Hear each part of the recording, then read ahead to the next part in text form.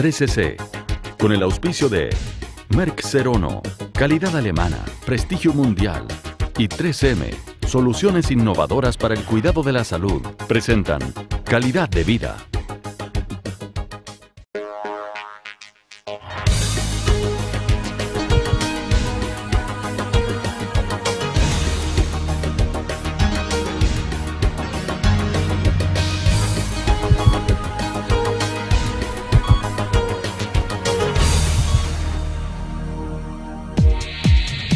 El consumo de sal es una preocupación constante. Los altos índices de obesidad y enfermedades cardiovasculares han activado las voces de alerta por parte de los expertos y promotores de una alimentación saludable. Es necesario tener conciencia de la cantidad de sal que ingerimos con cada alimento, revisando la información nutricional en las etiquetas, ya que traspasar los límites recomendados es un riesgo importante que nos puede pasar la cuenta al llegar a una edad más avanzada. ¿Cómo afecta la sal a nuestro organismo? Descúbralo hoy en Calidad de Vida. Hoy día tenemos el honor de tener con nosotros al profesor Luis Zárate. Profesor, muy bienvenido. Y nuestro invitado, que no es invitado porque es otro mosquetero, es el doctor Pedro Pablo Marín, que es mi asociado junto con el doctor Manuel Irarrázaval, con quien hemos sacado adelante todo este cuento. El doctor Zárate estudió en la Universidad de Chile, es profesor de la Universidad de Chile de cardiología, es cardiólogo, y su tema, él se ha especializado y estudia 4 horas diarias en hipertensión. Y el doctor Pedro Pablo Marín, todo el mundo lo conoce ya, es geriatra, y no voy a hablar más de él porque todo el mundo ya sabe quién es. Doctor Zárate, ¿qué es la hipertensión y cómo se diagnostica? La hipertensión arterial es, digamos, cierto, un aumento significativo, digamos, cierto, de la presión arterial. En el fondo, digamos, cierto, nosotros tenemos un parámetro cuantitativo que es el efecto que ejerce la sangre sobre la pared de la arteria. Este efecto, digamos, cierto, normalmente está regulado, digamos, cierto, para distribuir la sangre, digamos, cierto, a través de nuestro organismo. Lamentablemente, por razones genéticas y por alteraciones del estilo de vida, se producen cambios funcionales y cambios estructurales que gradualmente van llevando, digamos, cierto, a lo que llamamos hipertensión, que es una mayor fuerza que ejerce la sangre sobre la pared de las arterias. Estas están dotadas de mecanismos muy finos que captan este aumento, y esto inicia un cambio celular y estructural progresivo de autoaceleración que lleva, digamos, cierto, a una alteración importante de todo el sistema cardiovascular, que al final de todo termina en un fenómeno de aceleración del envejecimiento. Acelera el envejecimiento. Yeah. El hipertenso, en el fondo, es una persona que sabemos que el envejecimiento es una cosa inevitable, pero uno lo puede enlentecer o lo puede acelerar. Y precisamente la hipertensión arterial acelera en tal forma el envejecimiento que, en el fondo, una persona hipertensa en promedio no tratada pierde una expectativa de vida cercana a 15 años.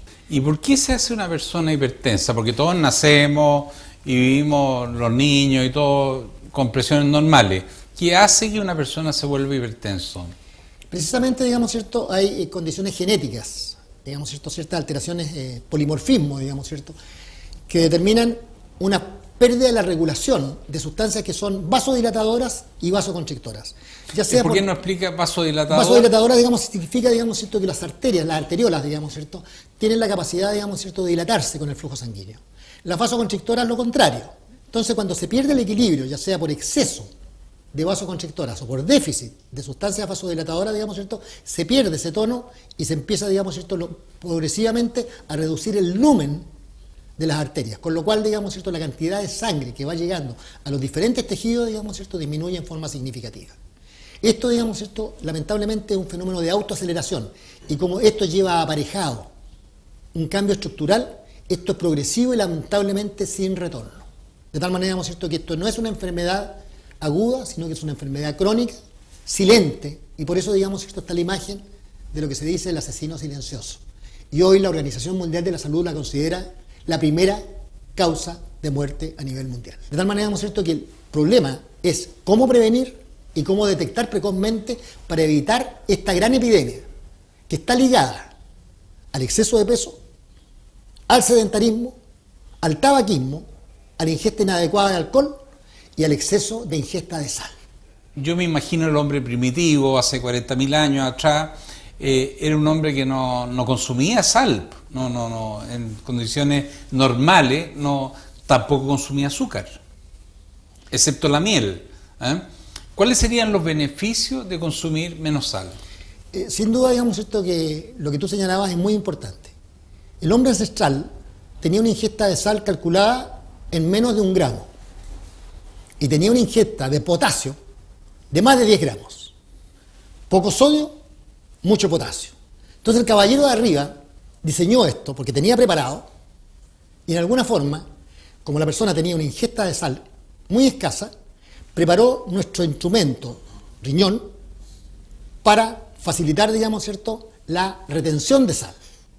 Y por otra parte, como teníamos exceso de potasio, dijo, señores, digamos, ¿cierto?, voy a eliminar el potasio. Entonces, lamentablemente, a través de la evolución, no se produce un cambio, debido, digamos, que esto es percibido después de la etapa fértil. Por lo tanto, digamos, nuestros riñones siguen pensando que el sodio es importante retenerlo y el potasio eliminarlo. Nosotros cambiamos la regla del juego y esta relación 1:10 sodio-potasio se transforma en 1/10, es decir, nosotros tenemos prácticamente 10 o 12 gramos de cloruro de sodio versus 1 o 2 gramos de potasio.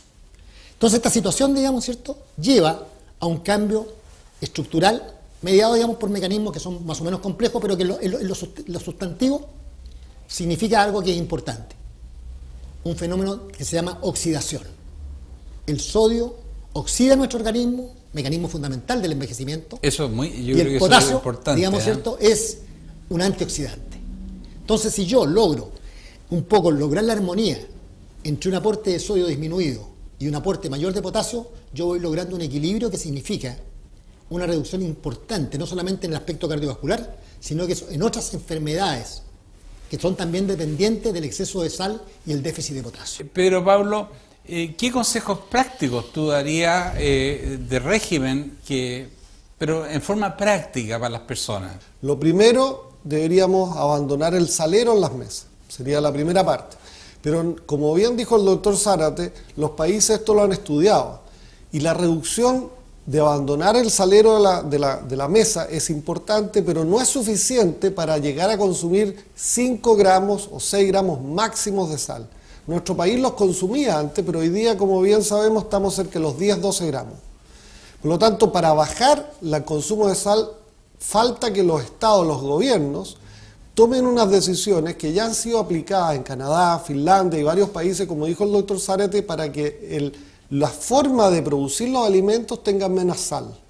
Y esto no perjudica a los industriales, no perjudica el producto que se va a vender y no perjudica el sabor de lo que uno se va a comer. Y sí tiene un beneficio tremendo. Si uno bajara 3 gramos de sal, uno se ahorra millones de muertes por cáncer, por infartos, por problemas de cerebro y por también cardiovascular.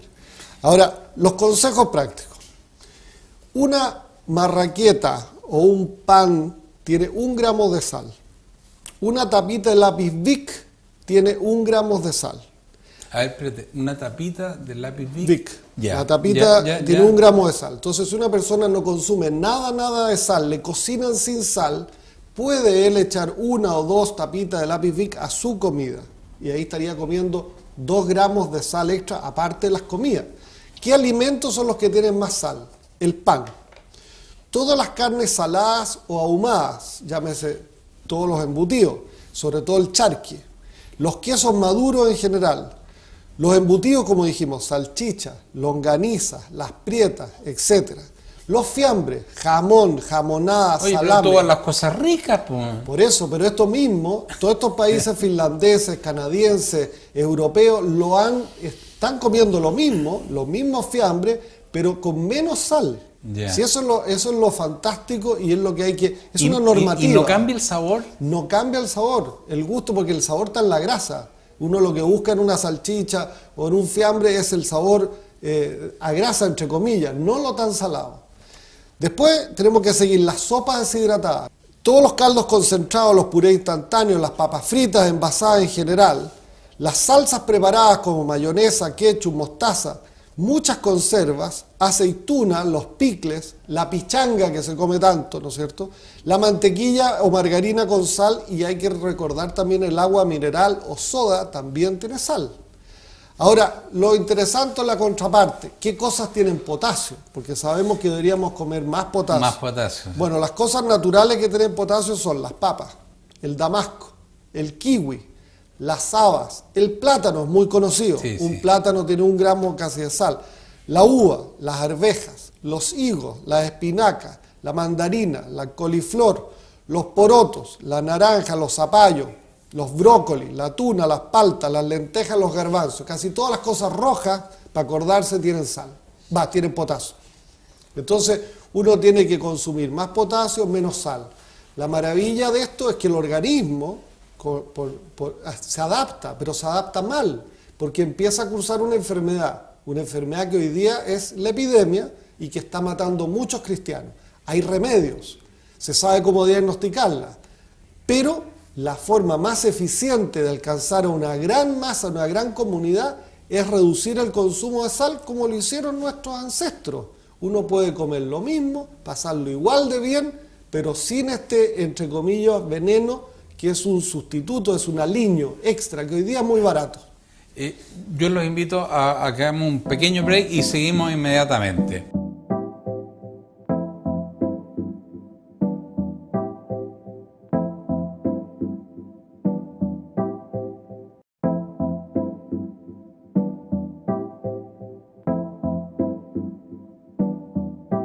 De vuelta a nuestro programa de calidad de vida con nuestros invitados, los invito a ver una solución innovadora de 3M.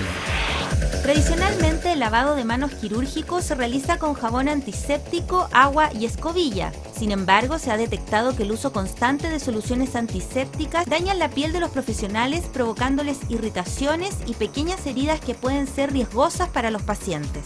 3M ha creado el antiséptico AC, una solución para el lavado quirúrgico de manos que no necesita enjuague y cuya formulación de clorhexidina, alcohol etílico y agentes emolientes permite la eliminación de bacterias al 99% en 15 segundos. Sus ingredientes activos brindan una actividad antimicrobiana persistente e inmediata. Además, los agentes emolientes protegen la piel de los daños provocados por el uso constante de jabones.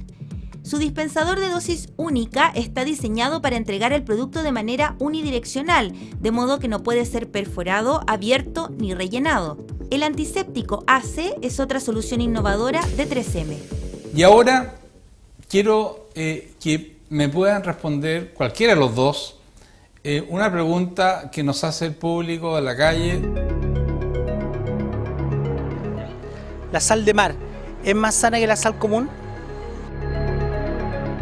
No, la verdad es que tiene otra estructura, pero en el fondo, digamos, cierto, es cloruro de sodio. Y el problema es cloruro de sodio. Creo, digamos, cierto, que tenemos que tener nosotros la visión de que el cloruro de sodio en cantidades reducidas, como hizo recientemente, digamos, cierto, no es dañina en sí, sino que es el exceso. Entre 3 y 5 gramos de sodio estamos bien, no hay problema. Si es el exceso, lo que en el fondo tiene un efecto tóxico, semejante al cigarro, semejante al exceso de alcohol. Y eso es lo que el organismo, digamos, esto va produciendo cambios estructurales. De tal manera, digamos, cierto, que la limitación en el sodio es lo saludable. Hay elementos, digamos, cierto, internacionales que nos muestran, digamos, cierto, en poco tiempo, reducciones muy importantes de enfermedades que son significativas. Entonces, digamos, cierto, yo quiero insistir en ese concepto. Nuestra salud depende de nuestro estilo de vida. Y esto debe partir en el niño. En el niño destetado, digamos, cierto, el consumo de sal debe ser rigurosamente controlado. Y precisamente, digamos, cierto, es un factor decisivo en el futuro de ese niño, que en el futuro va a ser o prehipertenso o hipertenso. Ya estamos produciendo un daño a ese nivel. No, yo quería aprovechar una pregunta que tenemos al profesor Zárate. ¿Qué cree usted esto nuevo que se llama la biosal? ¿Es eficiente? ¿Puede ayudarnos? Sin duda. Los sustitutos de la sal, en el fondo, prácticamente la gran mayoría, digamos, cierto, contienen potasio. El potasio tiene un sabor metálico, que felizmente, digamos, cierto, en alguna forma, las diferentes empresas internacionales han enmascarado este sabor. ¿ya? Haciéndolo bastante más agradable. Y esto es un factor, digamos, ¿cierto?, sumamente importante, porque en alguna forma, digamos, ¿cierto?, ya hay antecedentes, digamos, internacionales que muestran que, por ejemplo, poblaciones de 75 años en Taiwán recibieron un aporte de potasio, una pequeña cantidad, y a los 2 años ya tenían una reducción, digamos, ¿cierto?, de eventos cardiovasculares significativo, increíble, sobre un 20%. Así que realmente, digamos, ¿cierto? Pero yo quiero insistir en el concepto de fruta y verdura. Hay un número que es 5. 5 porciones diarias de fruta y o verdura. Eso nos permite, digamos, una ingesta de potasio que en el fondo, cuando estamos comiendo mucha sal, digamos, ¿cierto?, permite la eliminación del sodio, trayendo un balance. Y por eso que la dieta mediterránea, tú te recuerdas, digamos, ¿cierto?, sí, claro, que tiene un reconocimiento desde el punto de vista cardiovasculoprotector. ¿Y eso se debe a qué? Tal como dijo el colega Marín, digamos, ¿cierto?, hay un efecto protector del potasio que está incluido en todas las frutas y en todas las verduras. No importa cuál le guste, no importa. Fruta 3 veces al día. No le gusta mucho la fruta, llega a la casa. Licuadora. Esas 3 frutas se la toman tranquilamente. Y eso complementado, digamos, por una buena porción de ensalada, digamos, ¿cierto?, significa un aporte mínimo de 4 gramos de potasio. El potasio elimina el sodio por el riñón y estamos logrando un equilibrio. Ahora, perdóneme que insista, pero si uno reemplazara esa fruta o esa ensalada, ¿podría reemplazarla por las sales potásicas? En alguna forma sí. Tiene algunas ventajas, digamos, ¿cierto?, indiscutiblemente el potasio, porque está formado por sales orgánicas que tienen otros efectos protectores. De tal manera, digamos, ¿cierto?, que lo ideal es fruta y verdura como prioridad. Eventualmente, habiendo un déficit, en general el aporte de estos sustitutos de la sal, que son de potasio, no tienen riesgo, salvo en 2 condiciones que yo creo que es importante que las conozcamos. Pacientes, digamos, con compromiso del riñón. El compromiso del riñón es clave, porque el riñón en el fondo es un órgano que está eliminando el potasio. Si yo lo sobrecargo de potasio y el riñón está enfermo, puedo yo caer en el riesgo de un aumento del potasio. Claro. Y eso puede conducir a arritmias, digamos, y de condiciones graves. La otra persona es la persona que tiene una diabetes avanzada, en la cual también puede existir el riesgo de un aumento del potasio con riesgo. De tal manera que falla renal y diabetes, eventualmente hay una limitación, especialmente, digamos, ¿cierto?, en el sustituto de la sal.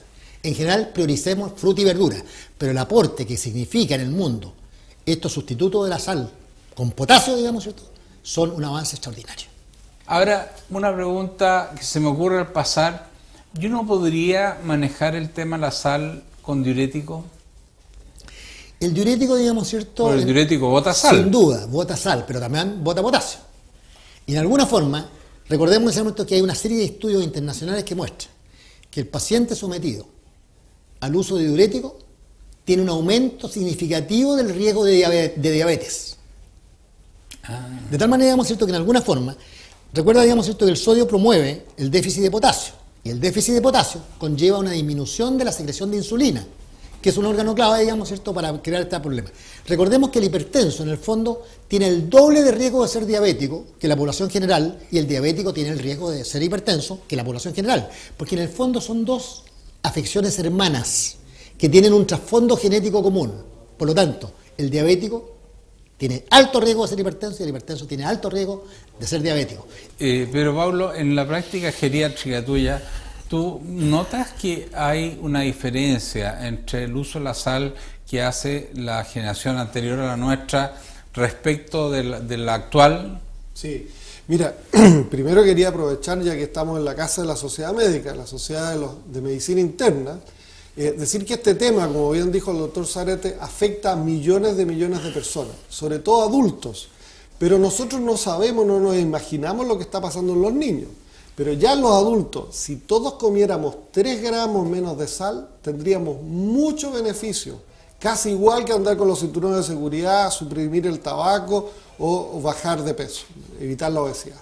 Ahora, hoy día, como dijimos, el ser humano se adapta, es una maravillosa máquina, se adapta a este exceso de algo que es beneficioso como la sal, pero es un exceso.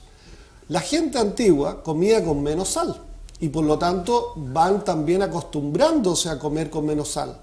Las papilas degustativas se van cambiando, los sabores con los años se van perdiendo y por eso mucha gente se aburra de comer porque le da lata o cocinarse para sí solo o comer solo sin otra compañía o porque los sabores son más o menos todos iguales.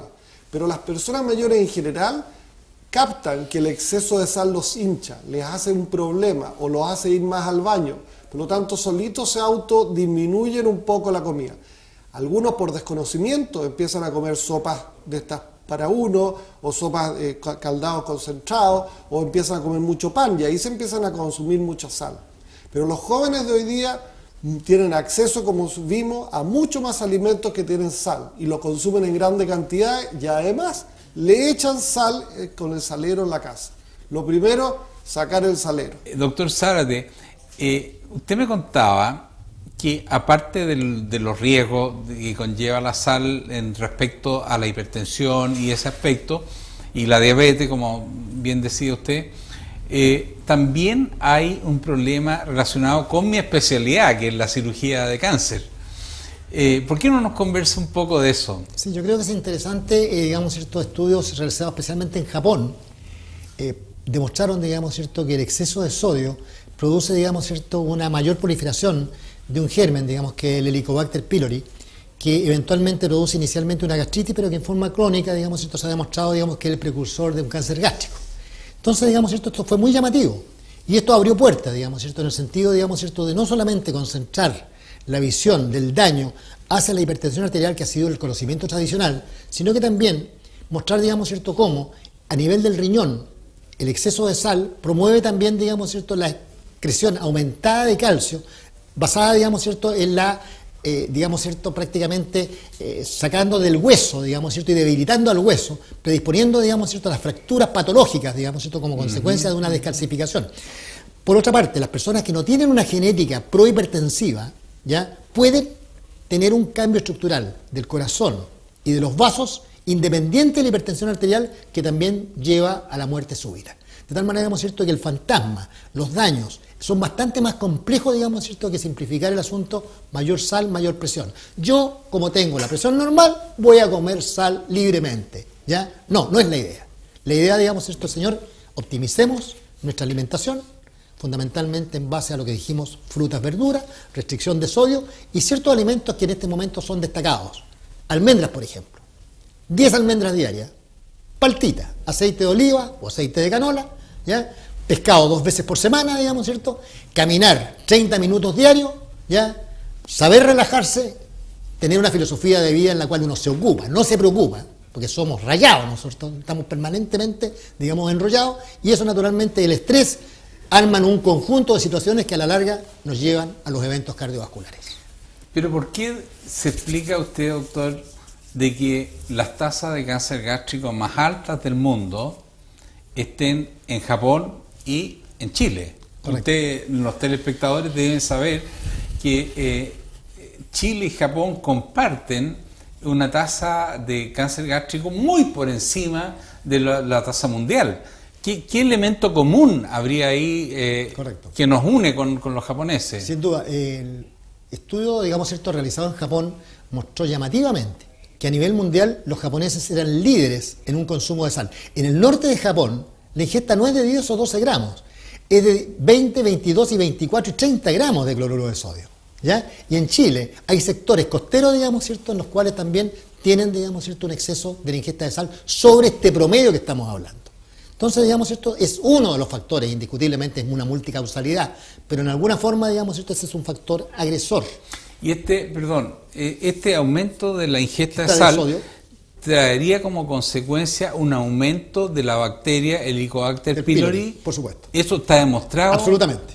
No, hay demostraciones, digamos, cierto, en trabajos científicos importantes que muestran una relación directa entre el gramaje de cloruro de sodio, digamos, cierto, y la aparición de cáncer gástrico. Es una relación absolutamente lineal, con una significación estadística, digamos, de un P00001. Sí, Pedro Pablo. No, yo quería aprovechar el programa para solicitar a los que producen estos alimentos que voluntariamente primero marquen o digan cuánta sal tiene. Sí, claro. Y lo segundo, que vayan reconvirtiendo sus procesos para que contengan menos sal, ya las personas del Ministerio de Salud, para que ojalá tomen para sí los reglamentos, las normas internacionales al respecto, y de aquí a 5 años todos estos consumos de sal se disminuyan. Si logramos hacer que todo Chile consuma menos 3 gramos de sal, vamos a estar en mucho mejor pie y vamos a envejecer, como se dijo, en mejor forma y más saludable. Yo pienso, Pedro Pablo, que al doctor lo tenemos que invitar de nuevo, porque media hora es muy poco para todo el bagaje y esto abre una ventana nueva e insospechada, digamos. Yo quiero agradecerle su presencia y, Pedro Pablo, bueno, tú eres parte de esto, así que no te agradezco nada. Y de esta forma terminamos este programa y vuelvo a repetir, yo creo que al doctor Zárate hay que convidarlo de nuevo porque realmente es espectacular. Yo les agradezco de nuevo su presencia y los invito a ver nuestro programa la próxima semana, siempre los días martes a las 10 de la noche. Que tengan un buen fin de semana.